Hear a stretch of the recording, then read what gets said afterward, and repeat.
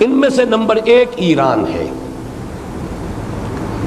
اگر ہم چلتے ہیں عرب سے مشرق کی طرف تو ایران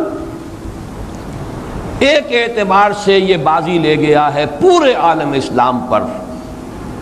ان کے مذہبی عقائد، ان کی فقہ سے ہمیں جو اختلاف ہے وہ ہے اپنی جگہ پر ہے. آپ کو معلوم ہے میرے بارے میں کسی کو اشتباہ نہیں ہو سکتا اس اعتبار سے.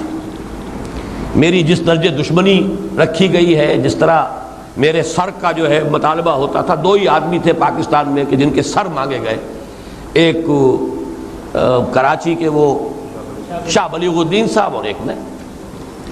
تو اس حوالے سے وہ اپنی جگہ پر اختلاف ہے، لیکن اس حقیقت کا اعتراف کیے بغیر نہیں رہا جا سکتا پورے عالم اسلام میں یہ واحد مسلمان ملک ہے جس نے بہرحال اپنی شریعت، اپنے عقائد کے مطابق ایک مذہبی انقلاب برپا کیا ہے.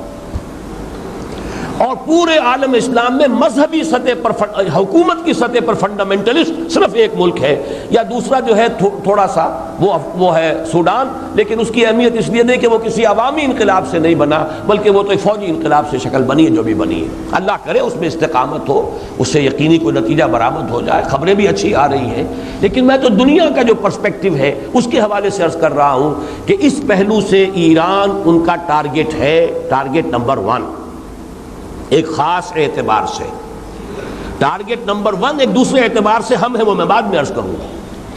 چونکہ حکومت کی سطح پر فنڈامنٹلزم ہے اور وہ آیا ہے ایک عوامی انقلاب کے نتیجے میں، پھر ان کے پاس تیل کی دولت ہے، اس کے خلاف اکنامک سینکشنز بھی ہو جائیں تو اگر لیبیا کھڑا ہو سکتا ہے تو بہرحال وہ بھی کھڑا ہو سکتا ہے. اور نقشہ وہ دنیا کو دکھا چکا ہے کہ لڑا دے ممولے کو شہباز سے. یہ نقشہ بھی اس نے دکھا دیا ہے. یہ ہے ایران کا معاملہ. نمبر 2 پاکستان. پاکستان 400 برس کی تجدیدی مساعی کا امین ہے، امانت دار ہے. پورے ہندوستان میں مجدد الفسانی رحمۃ اللہ علیہ، شاہ ولی اللہ دہلوی رحمۃ اللہ علیہ، سید احمد بریلوی رحمۃ اللہ علیہ اور ان کا جہاد، پھر اس 20ویں صدی عیسوی میں یا 14ویں صدی ہجری میں علامہ اقبال جیسا مفکر، مولانا مودودی جیسا مصنف، مولانا الیاس جیسا مبلغ، شیخ الہند جیسا مجاہد حریت، پورے عالم اسلام میں ان کا پیرلل کوئی موجود نہیں. یہ 400 سال کی تاریخ ہے. اس کی امانت اور اس کے نتیجے میں یہاں کے مڈل کلاس میں فنڈامنٹلزم کا ایک نیوکلیس ہے، اگرچہ حکومت کی سطح پر کوئی پیش رفت نہیں ہو سکی آج تک، بلکہ اب تو پسپائی ہو رہی ہے، اب پیچھے ہٹ رہے ہیں.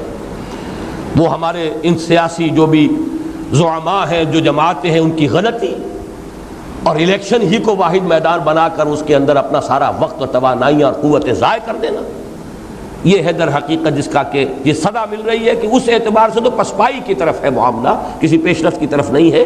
لیکن باہر والے تو دیکھتے ہیں نا کہ اندر کیا کچھ مواد موجود ہے. اگر مڈل کلاس میں وہ فنڈامنٹلزم کا بارود موجود ہے تو کسی بھی وقت اس کے اندر جو ہے وہ کوئی دھماکہ ہو سکتا ہے. دوسری بات جو ان کے لیے ایک اعتبار سے ٹارگٹ نمبر 1 ہمیں بنا رہی ہے وہ ہمارا ایٹمک نو ہاؤ ہے. پورے عالم اسلام میں اور کسی کے پاس نہیں. اسلامی بم اگر بنے گا تو یہی بنے گا. یہ ہے مختلف اسباب جس کے بنا پر ایران اور پاکستان کو آپ بریکٹ کر لیجئے، یہ اس نیو ورلڈ آرڈر یا آج کی میری گفتگو کے حوالے سے یہودی اور عیسائی گٹھ جوڑ کا جو ٹارگٹ نمبر 1 ہے، ایک اعتبار سے ایران ہے، ایک اعتبار سے پاکستان ہے.